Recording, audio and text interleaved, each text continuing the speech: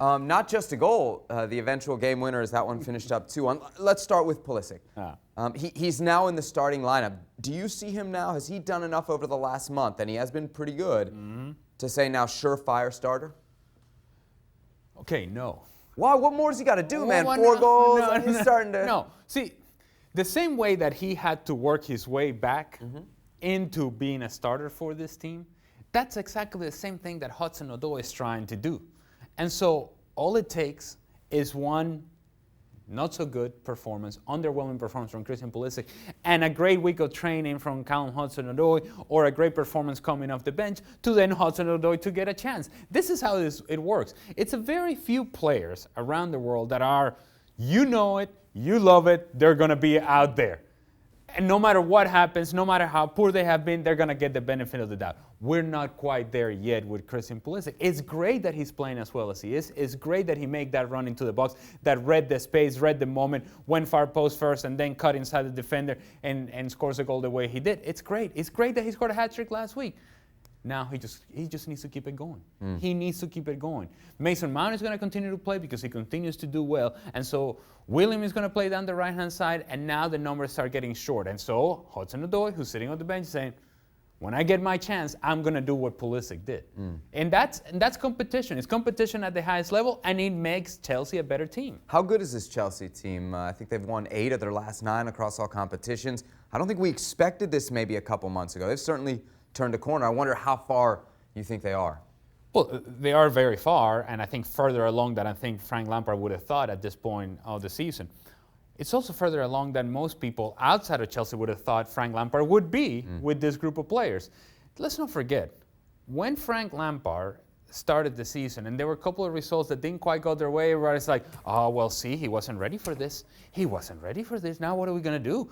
And so now Chelsea's searching for coaches somewhere else because Frank Lampard is not the answer, and the young players are not the answer. Well, Chelsea have been consistent. Frank Lampard has been consistent with his message. The competition among players, I think, is benefiting Chelsea.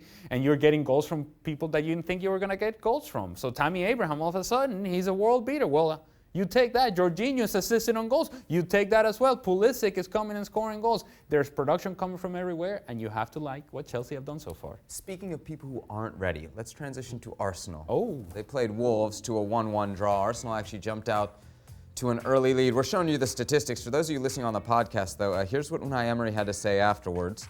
It was a bad result, but tactically it worked how we want. You're seeing the statistics. Wolves had 25 shots. What? What are you talking about?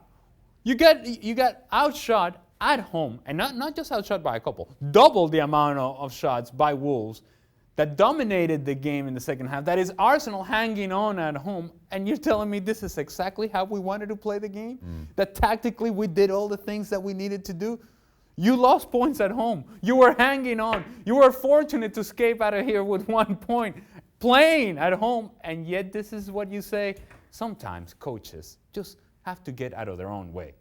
Sometimes you just got to get out of this whole idea that I know all the answers and I have everything in front of me and everything that I told these players they executed, because he looks like an idiot saying something like this. Do you hold out any hope? I mean, with all we've seen in the last week, how Emery's handled the debacle with Granit Xhaka, and now what we see from this team, is there any reason to believe in Emery as the guy to get this thing turned around? Well, how much longer we got to give him? Well, and that's the thing. I think Unai Emery gives you enough to where you think, oh, okay, we're moving forward. Yeah, we're taking a step.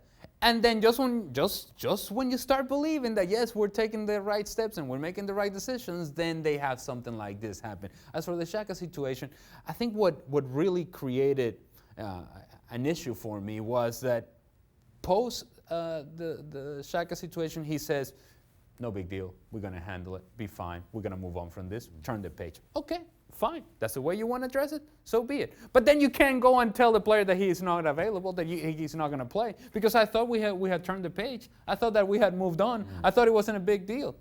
Now you made it a bigger deal because you have gone back and forth. And it's really what you see from Unai Emery in the way that he sets his team up. Sometimes it's one way. The next time it's a different way. And what you don't find with Arsenal is consistency in the message from the coach and in the performance of the players. Mesut Ozil do anything in this match to suggest that he might be part of a solution? Not under Unai Emery. Yeah. It's not happening anytime soon. And the more he sits on that bench, I think the more difficult it's going to be for Mesut Ozil to find any rhythm out on the field.